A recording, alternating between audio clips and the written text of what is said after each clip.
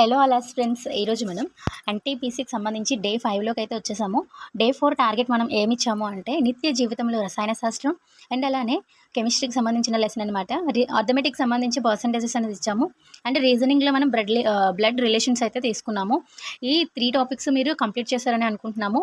Arithmetic and reasoning అనేది 5 డేస్కి once పెట్టమని మనకు కామెంట్ అయితే వస్తుంది. బట్ అలా కాకుండా నేనైతే ఓన్లీ 3 డేస్ వన్స్ మనం రీజనింగ్ అండ్ అర్థమెటిక్ కూడా 3 డేస్కి 1 టాపిక్ అయితే పెట్టుకుందాం. 1 వీక్కి 2 టాపిక్స్ అయితే కంప్లీట్ అవుతాయి. ఓకేనా. జనరల్ సైన్స్లో నిత్య జీవితంలో రసాయన శాస్త్రం అనేది మీరు రీడ్ చేశారని అనుకుంటున్నాను. దానికి సంబంధించిన కొన్ని ఇంపార్టెంట్ పాయింట్స్ అనేది నేను మీకు షేర్ చేస్తాను. క్వశ్చన్స్ కూడా అడుగుతాను, చెప్పడానికి ట్రై చేయండి. ముందుగా పర్సంటేజెస్ అయితే చూద్దాము. ఇది మనకి ఎస్ఎస్సి సీజీఎల్లో పడిన క్వశ్చన్ అనమాట. మనకి ఎందులో ఏ ఎగ్జామ్లో అయినా సరే మనకి క్వశ్చన్స్ అనేవి మ్యాక్సిమం ఇలా వచ్చే ఛాన్స్ ఉంటుంది. ఒకసారి ట్రై చేద్దాము. తెలుగులో క్వశ్చన్ చూద్దాము. 180 యొక్క 15% విలువకు ఏ సంఖ్యను కలిపితే 360 యొక్క 20% విలువ వచ్చును అని చెప్పేసి క్వశ్చన్ అయితే అడుగుతున్నారు. మనకి ఫస్ట్ ఇక్కడ డైరెక్ట్గా ఆన్సర్ కూడా చేసేసారు చూడండి.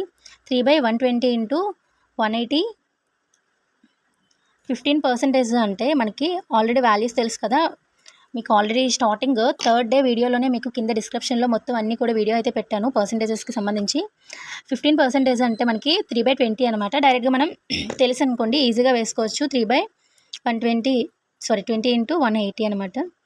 0కి క్యాన్సిల్ అయిపోతుంది. 2 1 2 9 అండ్ నెక్స్ట్ 3 9 ఏమవుతుందండి, 27 అయితే అవుతుంది. And next plus X is equal to, మళ్ళీ ఇక్కడ మనకి ఇంకొక నెంబర్ కూడా ఇచ్చారు. 20% 360 అని ఇచ్చారు కదా. 20% అనేది 360 కాబట్టి 20% మీనింగ్ 1/5 అనమాట. 1/5 ఇంటూ 360 డైరెక్ట్గా క్యాన్సిలేషన్ చేశారు. 72 వచ్చింది. ఇక్కడ మనకి ఈక్వల్ టు ముందు మనకి ఏముంది, 27 ప్లస్ ఎక్స్ అయితే ఉంది కదా. ఈ 27 ఇటువైపు వచ్చింది అనుకోండి, ఏమవుతుంది, X is equal to 72 minus 27 అయితే అవుతుంది. ఎక్స్ ఈజ్ ఈక్వల్ టు 45 అనమాట. ఓకేనా. ఎక్స్ ఈజ్ ఈక్వల్ టు 45, ఇది మనకి ఆన్సర్. మనకి ఇలా 2 వాల్యూస్ ఇచ్చారనుకోండి, ఈక్వల్ టు మిడిల్లో వేసుకొని ఇలా చేసుకోవచ్చు. ఒకవేళ మీకు ఎంత 15% అంటే ఎంత తెలియకపోయింది అనుకోండి, 15/100 ఇంటూ 180 వేసుకొని చేసుకోండి. మనకి కొంచెం లెందీ అవుతుంది అంతే ప్రాసెస్ అనేది. 2 5 అండ్ అలానే 2 9 5 1 5 3 3 9 27 ఇలా కూడా మీరు చేసేసుకోవచ్చు, ఈజీ అయిపోతుంది. ఓకేనా. మనకి ఆన్సర్ అనేది 45 అయితే వచ్చింది. నెక్స్ట్ ఆన్సర్ చూద్దాము. నెక్స్ట్ క్వశ్చన్ కూడా చూద్దాము. What is the 20% of 25% of 300 అని చెప్పేసి ఇచ్చారనమాట. మనకి ఏం లేదు, మీకు వాల్యూస్ తెలియకపోయింది అనుకోండి, 20/100 ఇంటూ 25/100 ఇంటూ 300 ఇలా వేసుకొని సొల్యూషన్ అయితే చేసుకోవచ్చు.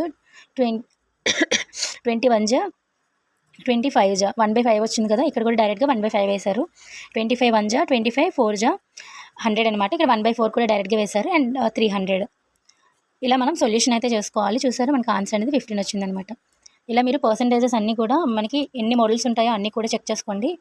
మనకి యూట్యూబ్లో చాలా ఛానల్స్ ఉంటాయి. మ్యాథ్స్ పర్సంటేజెస్కి సంబంధించింది కొట్టారనుకోండి, చాలా వీడియోస్ వస్తాయి. బేసిక్స్ నుంచి నేర్చుకున్నారంటే మనకి ఎలాంటి క్వశ్చన్ ఇచ్చినా చేయగలం. అంటే నెక్స్ట్ కెమిస్ట్రీ ఏదైతే నిత్య జీవితంలో రసాయన శాస్త్రం ఇచ్చానో దాని గురించి కొన్ని పాయింట్స్ అయితే చూద్దాము. నిత్య జీవితంలో మన డైలీ యూజెస్లో హైడ్రోజన్ గురించి చూద్దాము. హైడ్రోజన్ అంటే మనకి హెచ్ సింబల్. హైడ్రోజన్ని అంటే ద్రవ హైడ్రోజన్ ఏదైతే ఉంటుందో దాన్ని మనం ఇంధనంగా రాకెట్లలో ఉపయోగిస్తాము. ఇది మనకి వెరీ ఇంపార్టెంట్ బిట్. హైడ్రోజన్ని ఇంధనంగా దేంట్లో ఉపయోగిస్తాము, ద్రవ హైడ్రోజన్ని రాకెట్లలో అయితే ఉపయోగిస్తాము. మనకు క్వశ్చన్ ఎలా అడుగుతారు, రాకెట్లలో ఉపయోగించే ఇంధనం ఏది అని అడిగారు అనుకోండి, ద్రవ హైడ్రోజన్ గుర్తుపెట్టుకోండి. అండ్ నెక్స్ట్ హైడ్రోజన్ని గ్యాస్ ఏదైతే హైడ్రోజన్ గ్యాస్ ఉంటుందో దాన్ని వెల్డింగ్లో కూడా ఉపయోగిస్తారు. ఎలా అంటే ఆక్సీ హైడ్రోజన్ అండ్ ఎసిటిలిన్, ఇలా ఈ విధంగా అయితే మనకి హైడ్రోజన్ అయితే ఉపయోగిస్తారు.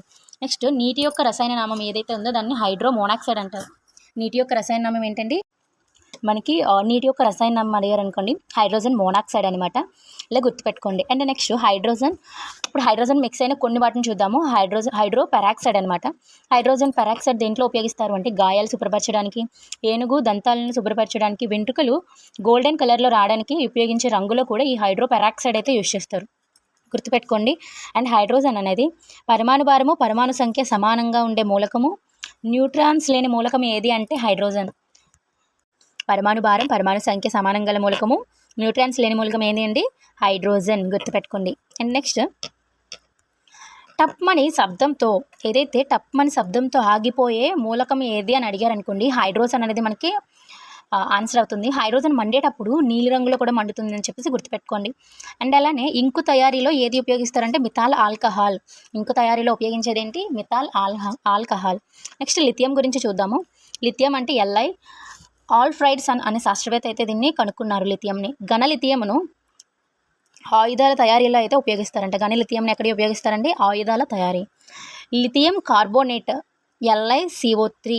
మనకి ఇలా కూడా క్వశ్చన్ అడుగుతారండి. లిథియం కార్బోనేట్ ఇచ్చి ఇక్కడ మనకి ఏంటి అని చెప్పేసి LiCO3.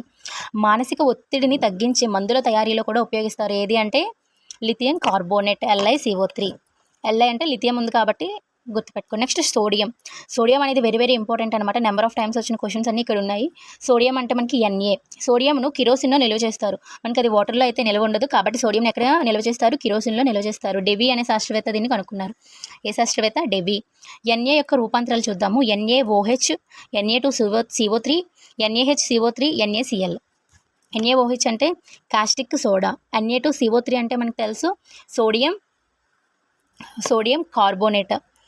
ఇది మనకి చాకలి సోడా. మనకి చాలా నెంబర్ ఆఫ్ టైమ్స్ అడిగిన క్వశ్చన్ అనమాట. ఈ మనకి చాకలి సోడా యొక్క రసాయన నామం ఏమైనా అడగచ్చు, ఇలా మనకి ఈ సింబల్స్ అయినా అడగచ్చు అనమాట. గుర్తుపెట్టుకోండి, వెరీ వెరీ ఇంపార్టెంట్. NaHCO3 అంటే బేకింగ్ సోడా, సోడియం బైకార్బోనేట్. ఓకేనా. నెక్స్ట్ NaCl అంటే సోడియం క్లోరైడ్. దీన్ని మనం సాధారణ ఉప్పు లేదా టేబుల్ సాల్ట్ అని కూడా అంటాము. ఇది కూడా మనకి చాలా చాలా ఇంపార్టెంట్, గుర్తుపెట్టుకోండి. అండ్ నెక్స్ట్ కాస్టిక్ సోడా ఏదైతే ఉందో దాన్ని ఎక్కడెక్కడ యూజ్ చేస్తారో చూద్దాము. సబ్బుల పరిశ్రమల్లో, పేపర్ పరిశ్రమల్లో కూడా ఈ కాస్టిక్ సోడా NaOHని అయితే ఉపయోగిస్తారు. మనకి ఎక్కువగా ఇక్కడ ఈ టాపిక్ నుంచి అడిగే క్వశ్చన్స్ ఏంటి అంటే, గడ్డం గీసుకునే సబ్బులో ఉండేది ఏంటి అంటే స్టిరిక్ ఆమ్లం.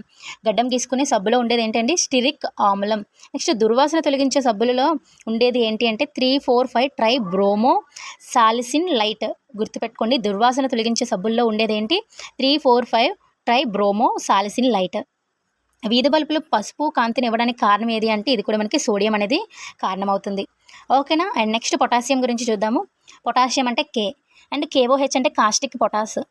కాస్టిక్ సోడా అంటే మనకి NaOH వస్తుంది. KOH అంటే caustic పొటాస్.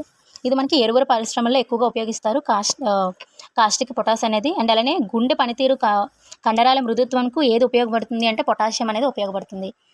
Next beryllium, Be. Beryllium అంటే ఏంటంటే Be. నికోలస్ అనే శాస్త్రవేత్త కనుక్కున్నారు. BeOH2 అంటే బెరీలియం ఆక్సైడ్ ఏదైతే ఉందో ఇది నీటిలో కరగదంట. ఏంటండి? బెరీలియం ఆక్సైడ్ అనేది నీటిలో కరగదు. కాబట్టి దీన్ని ఎక్కడ ఉపయోగిస్తారు అంటే కంప్యూటర్స్, మొబైల్స్ తయారీలో అయితే ఉపయోగించే మూలకం ఏది అంటే బెరీలియం ఆక్సైడ్. గుర్తుపెట్టుకోండి. అండ్ నెక్స్ట్ ఇంతవరకు నేనైతే కొన్ని మీకు టాపిక్స్ అనేది కవర్ అవుతుందని చెప్పేసి కలెక్ట్ చేసుకొని రైట్ చేశాను. ఇంకా మీరు ఏమైనా ఇంపార్టెన్స్ ఉంటే చక్కగా రీడ్ చేసుకోండి. అండ్ నెక్స్ట్ ఇవి మనకి ఆల్రెడీ తెలిసిందే. నేను మీకు నిన్న బ్లడ్ రిలేషన్స్ ఇచ్చాను, వాటికి సంబంధించిన PDF కూడా డిస్క్రిప్షన్లో ప్రొవైడ్ చేశాను. దానికి సంబంధించి ఒక బిట్ అయితే చూద్దాము. A+B మీన్స్ అంటే A is the father of B. And అలానే A into B means A is the sister of B. And next మనకి డాలర్ సింబల్ ఇచ్చారు, A is the wife of B. Percentage symbol means A is the mother of B. And divided by means A is the son of B. ఇలా కొన్ని అయితే ఇచ్చారు. L is related to M అని అడిగారనమాట. ఇక్కడ మనకు ఒకటి ఇచ్చారు, మీరు ఈజీగా ఎలా చేసుకోవాలి అంటే ఇది మనకి మన రిలేషన్స్ గురించి చదువుతున్నామని చెప్పేసి గుర్తుపెట్టుకోండి. అక్కడ మీరు ఏదైనా జెండర్ అనేది వదిలేసేయండి. T ఇంటూ ఉంది కదా, డైరెక్ట్గా ఇంటూలోకి వెళ్ళిపోండి. A is the sister of B అన్నారు కదా, మా సిస్టర్ అంటే మా చెల్లి అని చెప్పేసి గుర్తుపెట్టుకోండి. మా చెల్లి. M ప్లస్ అన్నారు కదా, ప్లస్ అంటే ఫాదర్ కదా, మా చెల్లి వాళ్ళ ఫాదర్ అంటే మా ఫాదర్ అని గుర్తుపెట్టుకోండి. నెక్స్ట్ డాలర్ సింబల్ ఉంది కదా, డాలర్ అంటే వైఫ్, మా ఫాదర్ వాళ్ళ వైఫ్ అంటే మా అమ్మ, అలా గుర్తుపెట్టుకోండి. అండ్ నెక్స్ట్ ప్లస్ మీన్స్ మళ్ళీ ఫాదర్, మా అమ్మ వాళ్ళ ఫాదర్ నాకు ఏమవుతారండి? తాతయ్య అంటే గ్రాండ్ ఫాదర్. ఇలా మనకి ఆన్సర్ అయితే ఈజీగా వచ్చేస్తుంది. మీరు ఇక్కడ ఏవైతే ఇచ్చారో వాటిలోకి మీరు ఇన్వాల్వ్ అయిపోవాలి. మీ గురించి చెప్పుకుంటున్నాం అన్నట్టు మనం రీడ్ చేసుకుంటూ వెళ్ళిపోతే మనకు ఆన్సర్ అనేది ఈజీగా వచ్చేస్తుంది. ఇలా మీరు అన్నిటిని కూడా ఇలానే సాల్వ్ చేసుకోండి. ఓకేనా. మీకు ఆల్రెడీ PDF కూడా ప్రొవైడ్ చేశాను. అండ్ నెక్స్ట్ చివరిగా ఎన్టీపీసీకి సంబంధించి డే 5 యొక్క టార్గెట్ అయితే మీకు చెప్తున్నాను. మొఘల్స్ ఏదైతే ఉందో ఈ మొఘల్స్ అనేది మనకి వెరీ వెరీ ఇంపార్టెంట్ అండి. కాంపిటేటివ్లో ఎక్కువగా మనకి మొఘల్స్ లేదంటే అక్బర్ నుంచి ఎక్కువగా క్వశ్చన్స్ అనేది ఫేమ్ చేస్తారు. మొఘల్స్ ఏదైతే ఉందో మొఘల్స్ అంత లెసన్ అంతా ఒకసారి చదవడం కుదరదు కాబట్టి మనం ఇది 2 days అయితే ప్లాన్ చేసుకుందాం. మొఘల్స్లో ఈరోజు మీరు ఏం చేస్తారు అంటే క్రొనలాజికల్ ఆర్డర్లో ఎంతమంది మొఘల్స్ ఉన్నారో వాళ్ళందరినీ కూడా గుర్తుపెట్టుకోండి. అండ్ వాళ్ళకు సంబంధించిన యుద్ధాలు వీటన్నిటిని గుర్తుపెట్టుకోండి. అండ్ టుమారో మనం ఇదే లెసన్ నుంచి మిగిలిన వాటిని కూడా చదువుదాము. అండ్ నెక్స్ట్ మ్యాథ్స్లో సేమ్ పర్సంటేజెస్ శాతాలు అండ్ రీజనింగ్లో బ్లడ్ రిలేషన్స్ అనమాట. ఓకేనా, ఈ రెండింటిని కూడా మీరు ఈ మ్యాథ్స్ అంటే ఏదైతే అర్థమెటిక్ రీజనింగ్ ఉందో ఈ రెండింటిని కూడా మీరు ప్రాపర్గా నేర్చుకోండి. రేపు మనకి ఈ చాప్టర్ 2 అనేది కంప్లీట్ అయిపోతాయి. వీటిని నేను ఇంకా ఏదైతే టఫ్గా ఉండే క్వశ్చన్స్ అన్నిటిని కూడా మీకు ఫేమ్ చేసి క్వశ్చన్స్ మీ ముందుకైతే తీసుకొస్తాను. మొఘల్స్ నుంచి కూడా నేను కొంచెం టాపిక్ చెప్తాను అండ్ అలానే క్వశ్చన్స్ కూడా అడుగుతాను. చెప్పడానికి ట్రై చేయండి. ఈ వీడియో మీకు యూస్ఫుల్ అయ్యిందని అనుకుంటున్నాను. నచ్చితే ఒక లైక్ చేయండి. Thank you so much watching my video. All bye bye.